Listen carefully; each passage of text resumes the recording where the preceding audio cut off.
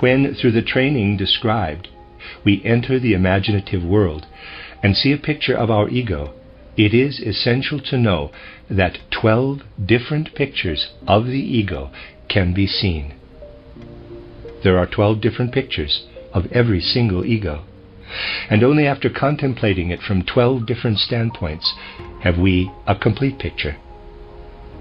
This view of the ego from outside corresponds exactly to what is reflected in the relationship of the 12 constellations of the zodiac to the sun.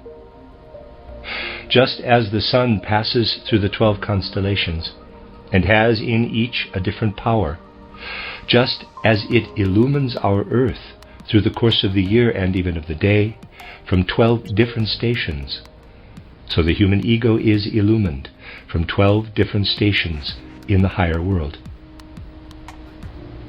Therefore, in rising into the higher worlds, we must realize the necessity of not being satisfied with one standpoint only.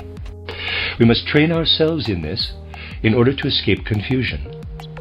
We can only do so by accustoming ourselves in the physical world to realize that salvation is not achieved by contemplating any matter from one standpoint only. There are people who are materialists, others are spiritists, others monists, others dualists, and so forth. The materialists insist that everything is matter. The spiritists assert that everything is spirit, and attribute importance to spirit alone. The monists declare that everything proceeds from unity. People fight and wrangle with each other on every possible occasion. The materialists against the spiritists, the monists against the dualists, and so on. But everyone who wants to prepare himself for real knowledge must pay heed to the following facts. Materialism has a certain justification. We must learn how to think as the materialist does, in terms of the laws of matter. But this thinking must be applied to the material world only. We must comprehend these laws, for otherwise we cannot find our bearings in the material world. If someone were to attempt to explain a clock by saying, quote, "I believe there are 2 little demons sitting inside it and making the hands go round. I do not believe in machinery," close quote, such a man would be laughed to scorn. For a clock can be explained only by applying the laws of the material world. Those who try to explain the movements of the stars by material laws are simply telling us of a mechanical system. The mistake does not lie in materialistic thinking itself, but in the supposition that it can explain the whole universe, and that there is no other valid kind of thinking. It can therefore be said that materialistic thinking has its justification, but in a certain domain only. Spiritual thinking must be applied to whatever is subject to the laws of spirituality, and not to those of mechanics. As little as the clock can be explained by demons, as little can thinking be explained by movements of atoms in the brain.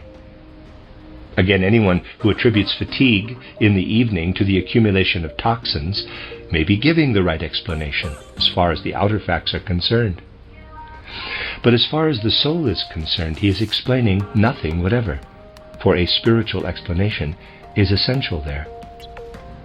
Philosophers whose only aim is to arrive at unity have in the end gained nothing at all. Such thinking must be widened through proceeding from very different points and finally reaching unity.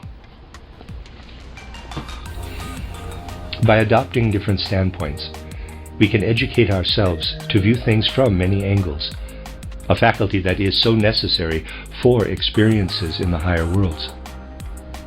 We should spare no efforts to prepare ourselves to view the ego from 12 standpoints. But there is little understanding today for such a degree of objectivity. Anyone who has attempted to achieve it will be able to tell of the remarkable reaction in the world when anyone sets aside his personal point of view and surrenders himself to the views held by another.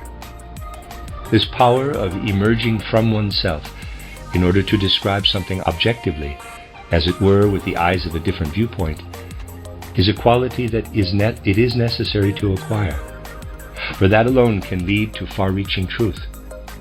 Nobody gets anywhere near the real truth if he stands at a particular spot and gazes, let us say, at a rose bush, but only if he photographs it now from one standpoint, now from another, and again from another. By such means we train ourselves to acquire what we need as soon as we rise into the higher worlds. Confusion is inevitable in the higher worlds if we enter them with personal opinions, for then we immediately have delusive images of truth before us. To develop the thinking of the heart, we must have the power to go out of ourselves and look back upon ourselves from outside. This must become an actual experience. It is attainable in the physical world through training,